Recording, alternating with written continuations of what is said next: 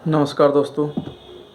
आज से मैं गणित के इतिहास से कुछ रोचक कहानियों का एक सिलसिला स्टार्ट करने जा रहा हूँ, जिससे आपकी रुचि गणित को समझने के लिए और भी ज़्यादा बढ़ जाएगी। आज की कहानी है लीलावती की, जो कि भास्कराचार्य की पुत्री का नाम है, जिसके नाम पर एक स्पेशल बुक का नाम भी लीलावती रखा गया है। तो मैं पहले उस कहानी के बारे में शुरुआत करता हूँ।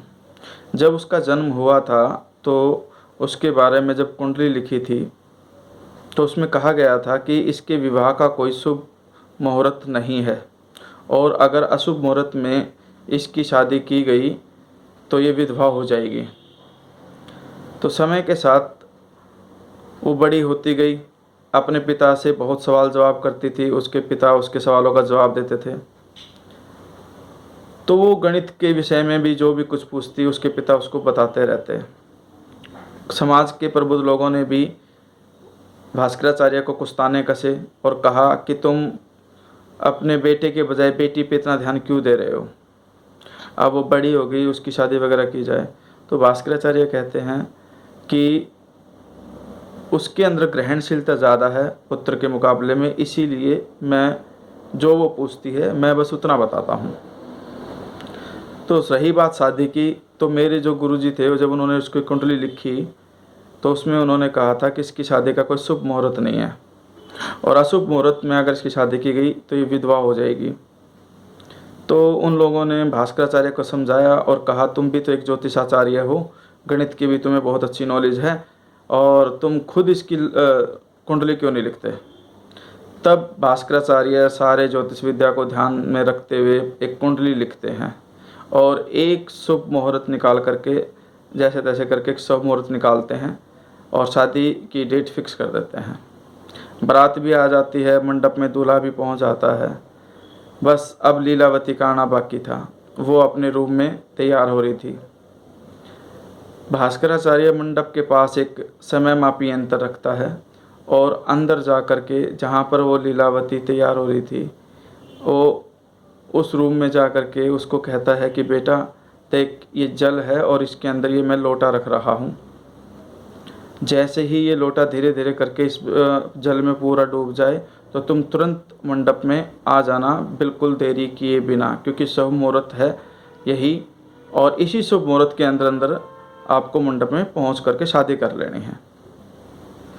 वही इतना कह करके वो चले जाते हैं। लीलावती सज धजी कर बार बार उस पानी की तरफ निहारती है, तो वो काफ़ी देर हो जाती है। वो लोटा जो है वो डूबता नहीं है उसमें, लेकिन बाहर जो समय मापी यंत्र था उसके हिसाब से समय धीरे धीरे करके तेज़ी से गुजर गया। अब भास्कराचार्य को बड़ी चिंता हुई कि बेटी अब तक क्यों नहीं है, समय गुजरता जा रहा है। तो तुरंत दौड़ करके जाते हैं और अपनी बेटी को बुलाते हैं कि बेटा तुम अब तक मंडप में क्यों नहीं आई। तो वो बोली पिताजी आप ही ने तो कहा था कि जब ये लोटा पूरी तरह से इसके अंदर डूब जाए तब आना, लेकिन ये तो अभी आधा भी नहीं भरा। तो भास्कराचार्य ने सोचा ऐसा कैसे संभव है। तो उसने उस लोटे को देखा, तो उसने देखा कि जो छिद्र था उस छिद्र के अंदर एक मोती फंसा हुआ था।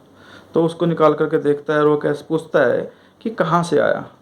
तब लीलावती कहती है कि मैं पानी में देख करके अपने जो बाली है उसको ठीक कर रही थी, शायद हो सकता है ये उसी का मोती टूट करके इसमें गिर गया होगा, और इस वजह से वो टाइम जो है निकल गया और शुभ मुहूर्त की जो घड़ी थी वो भी निकल जाती है, जिसकी वजह से उस शादी को रोकना पड़ता है और वो शादी रुक जाती है। इस बात से भास्कराचार्य बड़े दुखी होते हैं। जब वो चुपचाप बैठे हुए थे तो उसकी बेटी लीलावती अपने पिताजी से कहते हैं कि पिताजी आप मन खट्टा क्यों करते हो, मेरी किस्मत में शादी नहीं होनी थी, नहीं हुई, हम कर ही क्या सकते हैं। तो भास्कराचार्य कहते कि नहीं बेटा, हम बहुत कुछ कर सकते हैं। आखिर मनुष्य शादी करता ही क्यों है, ताकि वो पुत्र पुत्री पैदा करके दूसरे रूप में खुद को अमर कर सके। लेकिन अमर होने का सिर्फ यही तरीका नहीं है, और भी बहुत सारे तरीके हैं। मैं तुम्हें वो सारा ज्ञान दूंगा जो मेरे पास है, अंकगणित, बीजगणित, भूगोल, ग्रह नक्षत्र का विज्ञान, वो सब मैं तुम्हें दूंगा, लेकिन तुम्हें गणित को ही सबसे ऊपर रखना होगा। बोलो बेटी तुम तैयार हो। बेटी कहती हाँ पिताजी मैं तैयार हूँ। तो फिर आज से हम इस संसार को एक ऐसा नया गणित देंगे जिसका नाम होगा लीलावती। और इस तरह से लीलावती पुस्तक लिखी गई, जिसके अंदर बहुत सारे अंगणित और बीजगणित के क्वेश्चन हैं। लेकिन लास्ट में जो भास्कराचार्य है अपनी बेटी को एक बात और कहते हैं कि बेटी, जितना भी ज्ञान मैं तुम्हें दूँ उन सब में तुम्हें गणित को ही सर्वोच्च रखना पड़ेगा, गणित पर ही सबसे ज़्यादा ध्यान देना पड़ेगा। क्योंकि जिस प्रकार मोर के पंख पे कलगी और शेषनाग के फण पे मणि सबसे ऊंचे स्थान पे होती है, उसी तरह वेद आदि शास्त्रों में सबसे ऊंचा जो स्थान है वो गणित का है। इसलिए तुम्हें सब कुछ जो भी अपना फोकस है सबसे ज़्यादा आपको गणित पर ही लगाना होगा। और इस तरह से लीलावती प्रसिद्ध हुई थी, जिसका नाम हम आज भी जानते हैं और अगली पीढ़ी भी जानेगी और उससे अगली पीढ़ी भी जानती रहेगी। इस प्रकार लीलावती अमर है।